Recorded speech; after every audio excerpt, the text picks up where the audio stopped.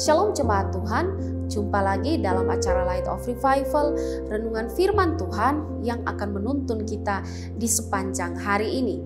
Firman Tuhan hari ini terambil di dalam Matius pasal yang pertama, ayat yang ke-24 hingga ayat yang ke-25. Sesudah bangun dari tidurnya, Yusuf berbuat seperti yang diperintahkan malaikat Tuhan itu kepadanya. Ia mengambil Maria sebagai istrinya, tetapi tidak bersetubuh dengan dia sampai ia melahirkan anaknya laki-laki, dan Yusuf menamakan dia Yesus.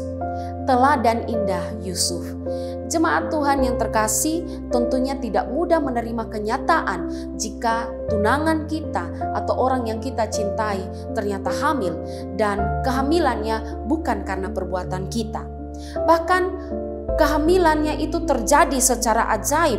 Ini juga sulit untuk dipercayai dan sulit untuk diterima. Dan jika kita ada di posisi itu, tentunya kita akan bersikap mengambil keputusan dengan meninggalkan tunangan kita atau memutuskan pertunangan tersebut. Dan hal ini juga yang dilakukan oleh Yusuf. Ketika Yusuf mengetahui bahwa Maria hamil, maka dikatakan di dalam ayat yang ke-19, Yusuf ingin menceraikan Maria secara diam-diam. Dan tentunya kalau kita berpikir secara perasaan, tentunya Yusuf yang saat itu mengetahui kabar bahwa Maria hamil, tentunya hatinya merasa tersakiti, dikhianati dan sebagainya. Dan kalau sampai Yusuf berpikir untuk memutuskan pertunangannya atau menceraikan Maria, maka ini perbuatan atau keputusan yang sah-sah saja atau keputusan yang benar dan tidak ada orang yang bisa menentang keputusannya. Tapi kalau kita baca seluruh kisah ini, terlihat bahwa Yusuf tidak melakukan itu. Yusuf justru mengambil Maria sebagai istrinya. Saudara, dari kisah ini saya melihat ada dua hal yang dapat kita pelajari atau teladani dari Yusuf.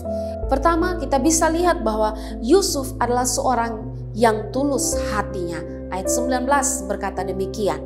Ketulusan hati dari Yusuf ini terlihat saat ia ingin menceraikan Maria secara diam-diam dengan tujuan agar tidak mencemarkan nama Maria di muka umum.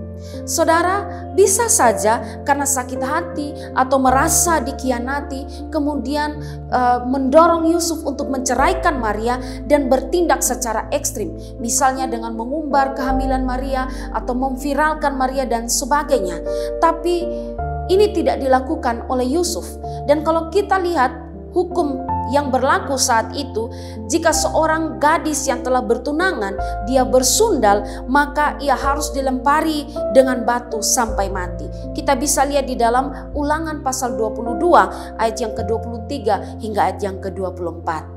Namun kalau kita melihat bahwa Yusuf tidak melakukan hal demikian, Yusuf tidak mau memanfaatkan hukum itu untuk menindak Maria. Jika memang Maria bersalah, hal ini belum diketahui oleh banyak orang dan Yusuf juga tidak memberitahukan hal ini kepada banyak orang, dan itulah sebabnya Yusuf mau menceraikan Maria secara diam-diam. Saya mengutip komentar dari Matthew Henry, dia berkata demikian. Cara bijak yang ditemukan Yusuf untuk menghindari tindakan ekstrim ini, ia bermaksud menceraikan Maria secara diam-diam, yakni memberi surat cerai kepadanya di hadapan dua orang saksi, dan dengan begitu menyimpan persoalan itu di antara mereka saja. Sebagai seorang yang tulus hati, yakni seorang yang taat kepada hukum, ia tidak akan melanjutkan untuk menikahi Maria, tetapi memutuskan untuk menceraikannya.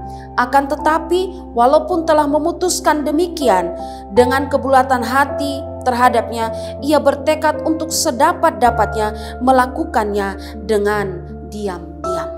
Itulah alasannya mengapa Yusuf mau menceraikan Maria secara diam-diam, agar supaya tidak ada yang mengetahuinya. Inilah mengapa Yusuf dikatakan sebagai orang yang tulus hatinya.